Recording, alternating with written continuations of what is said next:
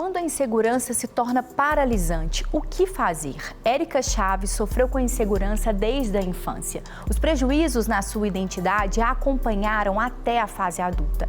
As decisões, curas e transformações que ela viveu até se reconhecer um bom motivo para viver é o que você vai ver a partir de agora.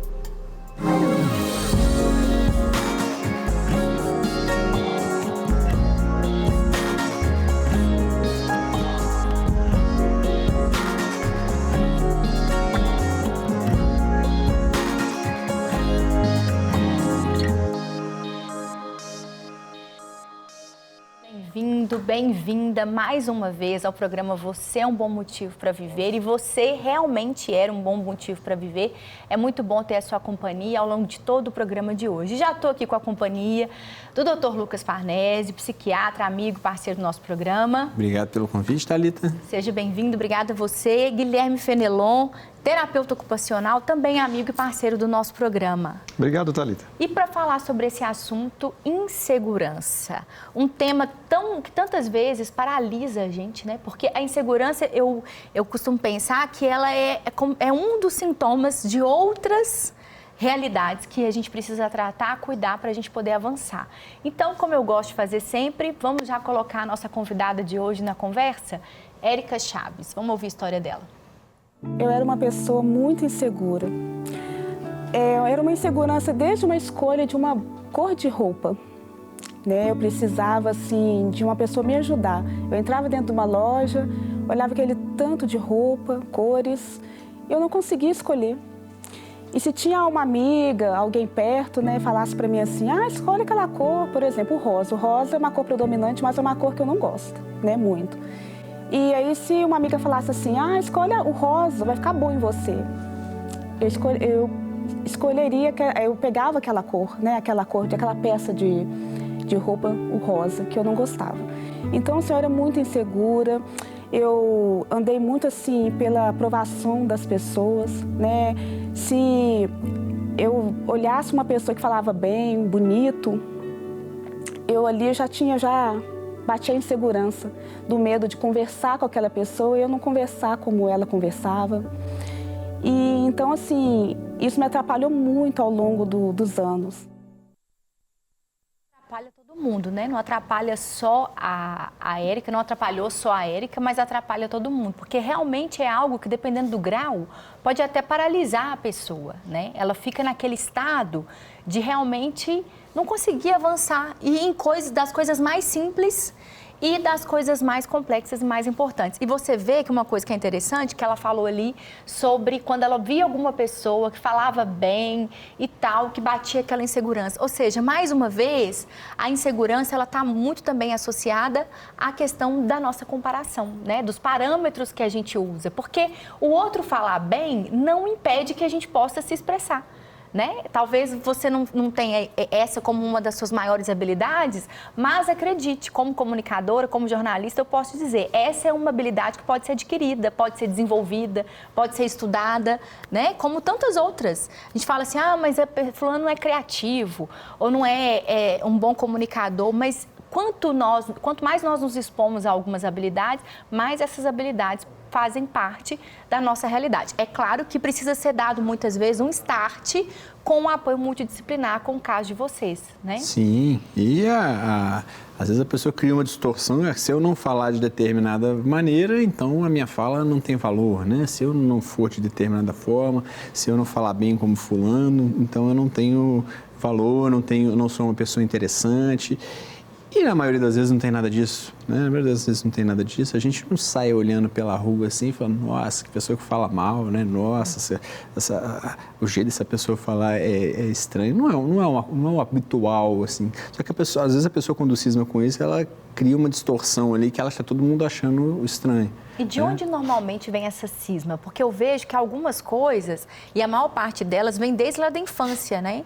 Às vezes você vai apresentar um filho, uma criança, eu já vi alguns contextos como esse, que fala assim, fala com ele, fala com ela, mas ele é muito tímido, ele é muito acanhado. Às vezes vai ali, a pessoa inconscientemente, eu acredito também que até sem maldade, ela vai colocando ali na cabeça da criança a ideia de que aquilo que ela é e ela vai ser assim e nunca vai poder ser mudado também. Sim, a pessoa pode ser mais introvertida por temperamento, a pessoa pode ter ali uma fobiazinha social, pode ter ali uma questão de uma ansiedade a mais. Então, várias coisas que confluem para isso, né? Pode ter um perfeccionismo, né? Então, ela acha que só tem o valor se for tudo perfeito, se eu tiver com a roupa perfeita, com a eloquência perfeita. E não tem nada disso, né? Na grande maioria das vezes tem nada disso. A pessoa sobrevaloriza a necessidade de falar, de se comportar, de ter, de ser, de estar em tal cargo, de ter determinado ambiente para que tudo ocorra perfeito, né? Isso aqui não é assim que funciona na maioria das vezes. Só que na cabeça da pessoa né? Se eu não tiver um consultório que seja assim, eu não tenho valor, né? Se não tiver se não for desse tamanho, tipo, com essa mesa, com essa cadeira nesse lugar, um som aqui atrás, 2 telas, eu não tenho valor. E a pessoa paralisa, né? O grande problema muitas vezes é a paralisação, né? Se eu não tenho perfeito, eu não faço. Se não é assim, se não tem 2 telas, eu não vou fazer com a minha telinha aqui, né? Eu não faço, não começo, não vou dar seguimento ali no meu projeto, né? Preciso... E várias coisas, né? E às vezes é piorando com a rede social, né? Se eu não tiver um carro com um banco caramelo e um teto solar ali para eu fazer um vídeo ali, de vez em quando não vou fazer, né? Não vou fazer aqui no meu carro comum, né? E a pessoa não faz. Ela não faz, ela fica esperando, né? Ela bota na cabeça dela que tem que ser ali, que tem que ser um vídeo com um iPhone, que tem que ser... Então, assim, é infinito, né? A gente pode criar coisas, criar situações, né? Seja de objetos, seja de capacidade pessoal, que muitas vezes são irreais, né? Muitas vezes elas não são necessárias para que a gente tenha êxito, para que a gente tenha valor. E algumas habilidades...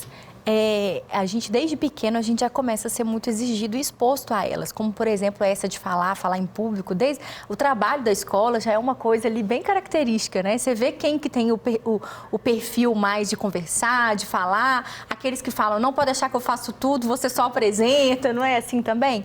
E como desenvolver isso? Como o ambiente terapêutico nos ajuda a tratar e a resolver isso?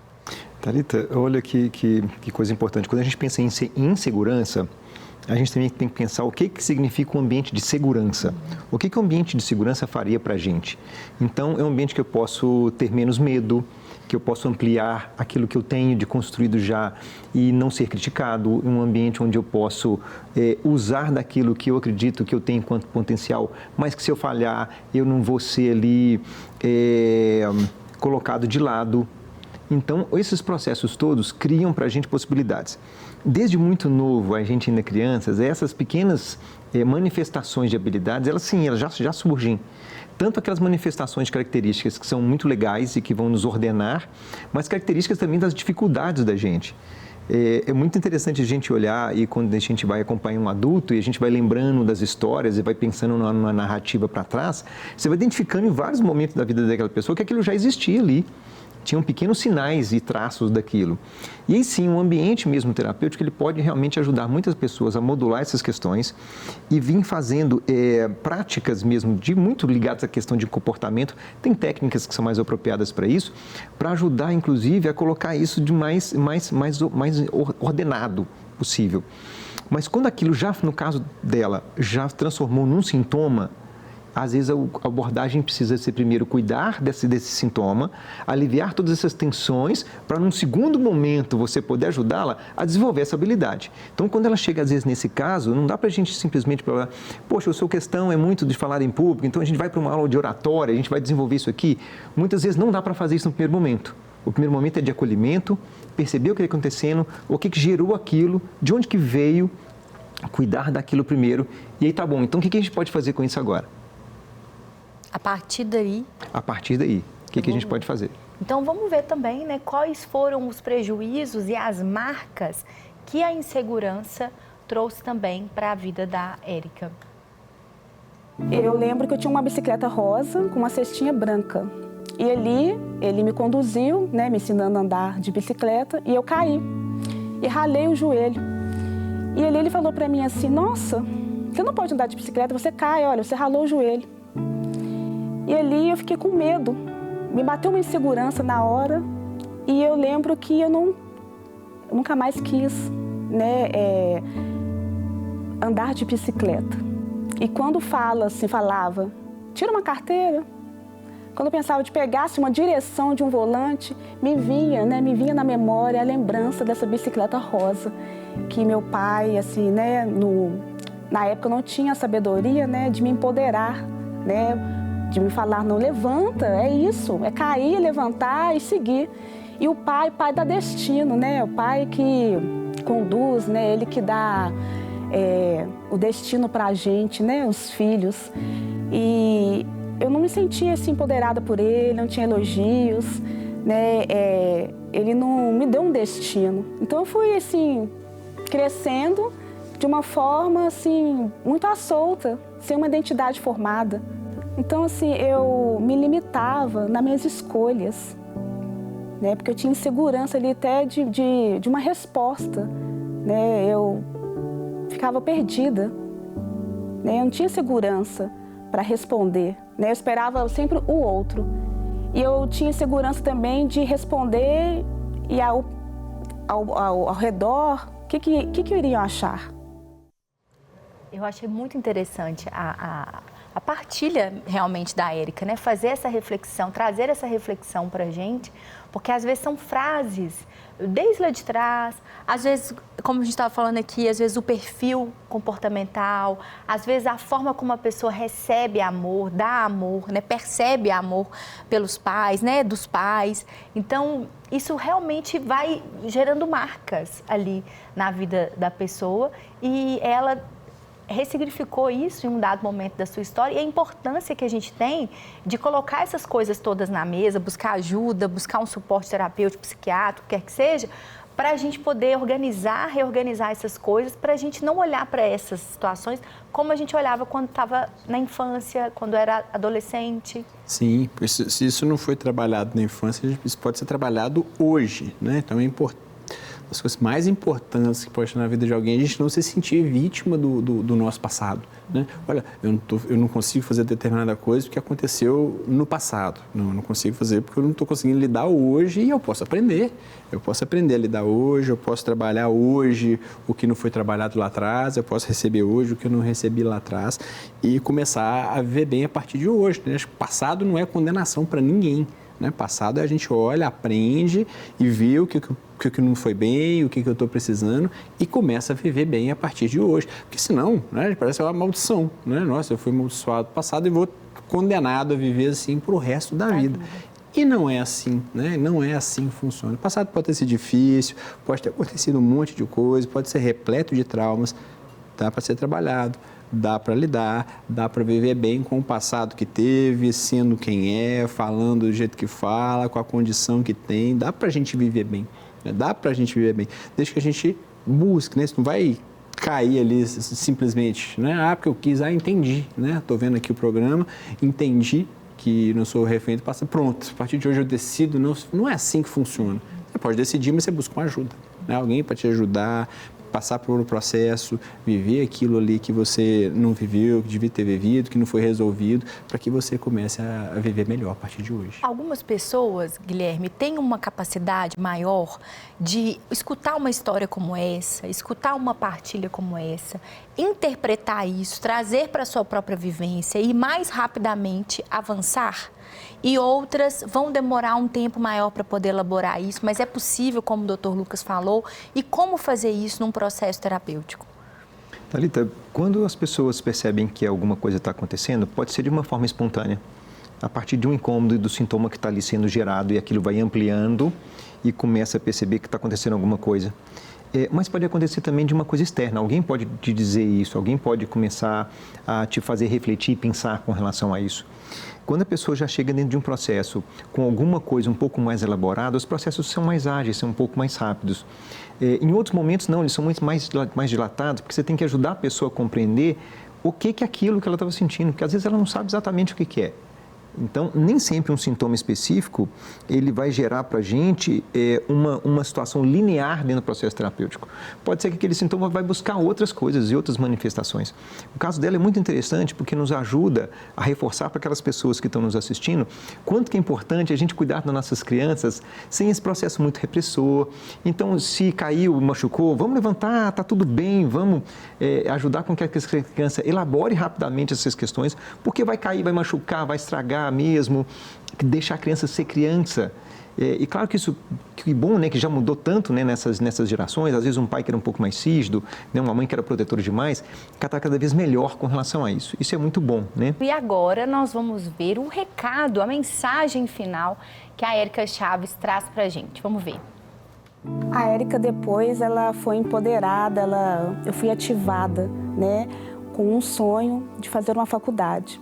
E ao longo do tempo, eu escutava, não, para que fazer faculdade? Ah, é trabalhoso, faculdade é para quem está mais nova. E aquilo ali eu acreditei. Mas aí a nova Érica, né, a transformação que eu comecei a passar, eu decidi fazer uma faculdade. Foi aí que eu criei coragem para me inscrever, né, numa faculdade e comecei o curso, né, de pedagogia, que hoje eu estou no 4º semestre, e começou os desafios, né, os desafios com Deus, Ele me empoderando, Ele me ativando, né, Ele me empoderando para me viver o meu destino nele. E deparei com uma sala de aula com mais de 34 alunos, onde eu tinha que, né, superar a insegurança de falar em público. Era uma das coisas que eu tinha muita insegurança de falar, né, em público. Eu travava, nossa, eu gaguejava, não saía as palavras. E hoje eu falo assim sutilmente, falo com segurança. Eu amo hoje falar com pessoas, né? Eu amo fazer o que eu faço. Eu gosto de olhar uma sala cheia e passar o melhor de mim, né? Um aprendizado que eu tenho, que eu estou tendo para os alunos. Eu sou um bom motivo para viver, porque hoje eu sou uma mulher segura em Deus, com a minha identidade formada, né, em Cristo Jesus, né? Hoje eu sou amada, pelo meu pai espiritual, pelo meu pai biológico, né? Hoje eu sou uma mulher empoderada, que empodero outras mulheres. Eu ativo aquilo que Deus tem ativado no meu coração, né? Tudo que Ele tem feito em mim através dele, eu tenho, né, ativado as pessoas a encontrar um bom motivo para viver e sair do engessamento da insegurança. Que bom que você saiu, Érica. Nós celebramos você, né? Que coisa linda. Vocês viram, gente? Como que fala bem? Como que tá aí toda articulada, muito bem no vídeo. Fala calma, mansa. Eu fui inspirada no programa de hoje, amei esse tema, gostei demais de ouvir a sua história. Cada história é única, cada história traz pra gente uma reflexão, uma experiência também. E, doutor Lucas, um tema bom da gente falar, né? Sim, tema importante, que traz sofrimento para muita gente, mas não tem às vezes não tem um nome, né? Não tem um diagnóstico, não tem um CID, né? Não tem uma classificação. Né? Muitas vezes as pessoas não buscam ajuda por causa disso, né? Não identificam. Hoje a gente está às vezes as pessoas vão buscar ajuda ali só para questões muito graves, né? Questões ali que estão muito comprometidas e trazendo sofrimento muito grande. Só que isso traz um sofrimento muito grande e muitas vezes silencioso, né? A pessoa não percebe, ela fica ali retraída, né? Eu tenho um desconforto, uma ansiedade, uma vergonha de falar, porque eu não falo, fico quietinho aqui, deixo o outro falar, né? Você fala para mim, eu fico aqui só assistindo e parece que está tudo bem, né? Parece que está tudo bem, só que vai se perdendo oportunidades, né? Vai se perdendo oportunidades, o mundo vai ficando pequeno, né? As minhas possibilidades, os lugares que eu posso trabalhar, frequentar, as pessoas com quem eu posso me relacionar vão ficando reduzidas, né? Então é muito bom a gente falar desse tema, né? Quantas pessoas ali têm dificuldade para falar, para se expressar, que acham que são pessoas sem valor, né? Que têm vergonha de pegar e iniciar uma conversa, porque não são interessantes, né? Porque acham que não tem nada de interessante para falar, para apresentar, para conversar, para discutir, né? Porque não sabe puxar uma conversa. E às vezes tem gente que nem tão interessante mas fala muito.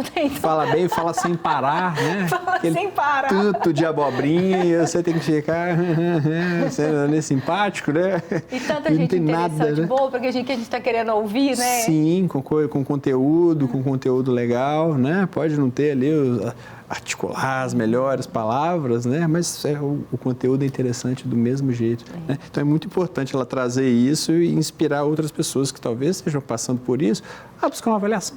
Né? Busca uma avaliação, vê o que está acontecendo, né? Que sabe que não é nada. Quais diagnósticos a insegurança faz parte de um sintoma? Tem algumas questões?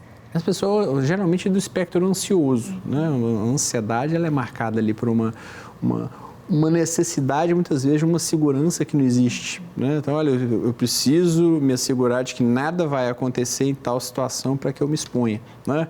E muitas vezes o caminho é o contrário, né? A pessoa se desenvolver como pessoa, desenvolver a própria força, né? Para que, se acontecer, eu dou conta de lidar.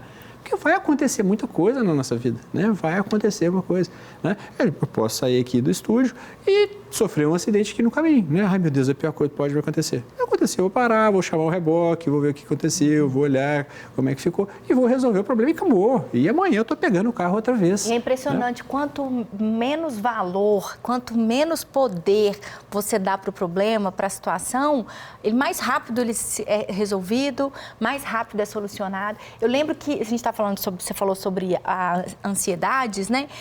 Com a síndrome do pânico, essas coisas muito voltadas para a ansiedade, insegurança. A insegurança era uma coisa que eu tive que vencer muito, assim, uma tomada de decisão mesmo. E eu ficava vendo, assim, às vezes eu tinha que ligar para uma coisa que eu não gosto. Por exemplo, falar com gente com coisas para resolver, que você tem que fazer uma ligação, que você vai ligar para fulano, para Beltrano, e ele vai demorar, e ele é um processo e tudo e tal. Aí, às vezes, eu resolvia, demorava, sofria para resolver aquele negócio. Aí, fazia a ligação. Às vezes, em 3 minutos, resolvia tudo. Tipo assim, uma coisa que eu fiquei 3 meses, às vezes, protelando, procrastinando. Em 3 minutos, eu resolvi. Só que, na minha cabeça, aquilo era uma coisa que eu ia demorar muito tempo, que eu ia ter que saber o que falar. E aí, eu falava, não, vamos supor, Guilherme, me ajuda com isso aqui, porque você é bom nisso. Olha que bobagem. E com certeza, se você se tornou uma pessoa boa para resolver um tipo de problema como esse, foi resolvendo problemas como esse, né? Não é uma coisa que você do nada adquire. Pequenas tarefas, né? Não precisa você encarar aquilo tudo de uma vez no primeiro momento, mas essa questão específica, sim, é desse espectro mais ansioso e é a questão do hiperdimensionamento com relação àquilo. E a gente fica muito feliz de ouvir a história dela, porque tem um detalhe muito importante. Ela foi fazer pedagogia. Olha que lindo. E que maravilha ela poder, inclusive, lidar com os alunos dela, com essa toda forma de lidar com essa criança. E quem sabe, né, ajudar com que várias dessas crianças vão ter seus potenciais estimulados e que essa falha não vai ser uma ação de repressão e que essa brincadeira vai acontecer. Mais impulsionar. Muito, muito. E que é o que a gente precisa. E aqui a gente precisa criar ambientes saudáveis para essas coisas se manifestarem, acontecerem, para nossas habilidades serem manifestas. Essa questão que está acontecendo, né? A escola ficou muito de conteúdo, e o lugar da escola precisa de resgatar o lugar do cuidado, da brincadeira, das oficinas, porque cada criança tem habilidades diferentes. E isso às vezes acontece muito porque você fica com uma pouca oferta da manifestação dessas habilidades, então algumas pessoas não vão se encaixar, mas quando você tem uma multiplicidade de possibilidades, as crianças vão cada uma ter realmente uma habilidade muito bacana e distinta e ela vai ser identificada. Eu não sou muito bom nisso, mas nisso aqui eu sou ótimo e isso é muito legal. Que bom que ela está fazendo pedagogia, que ela faça muita diferença na vida de muitas crianças. Amém. E para a gente poder encerrar aqui uma curiosidade, o Guilherme já deu os traços, os sinais dele de ser desde cedo falante, mais extrovertido e tal. E você, doutor Lucas, conta pra gente, teve uma fase mais tímida na infância, adolescência, no estudo lá na medicina ou não? Sempre foi mais tranquilo com relação a isso, só é mais quieto mesmo? Eu sou introvertido desde sempre, se eu estiver num lugar e estiver todo mundo conversando, eu fico quieto assistindo as pessoas tranquilamente. Você assiste o Guilherme conversar? Assisto, conversar e fico ali tranquilo, né? Só que a gente tem situações que tem que falar, você fala, né? Que é o ideal, né? Mas a gente está numa época que às vezes parece que a extroversão é uma evolução da introversão, né? E não tem nada a ver, né? Eu preciso trabalhar para que eu seja extrovertido. Introvertido é sempre introvertido, extrovertido é sempre extrovertido, né? Cada um tem problemas diferentes, né? Um tem mais problema para começar a falar, o outro tem mais problema para parar de falar. Né? Então, não tem assim, um mais evoluído do que o outro, né? Mas eu sou do lado mais introvertido. Fico quietinho, tranquilo. Entre um introvertido e um extrovertido. Eu imaginei que a resposta ia ser essa. E por que eu queria trazer essa resposta para você? Para você poder ver que se você é introvertido, se você é extrovertido, o que importa é que você é um bom motivo para viver e você e eu podemos sempre melhorar. Que Deus te abençoe e até o próximo programa, se Deus quiser. Obrigada, doutor Lucas. Obrigado, Thalita. Obrigada, Guilherme. Obrigado.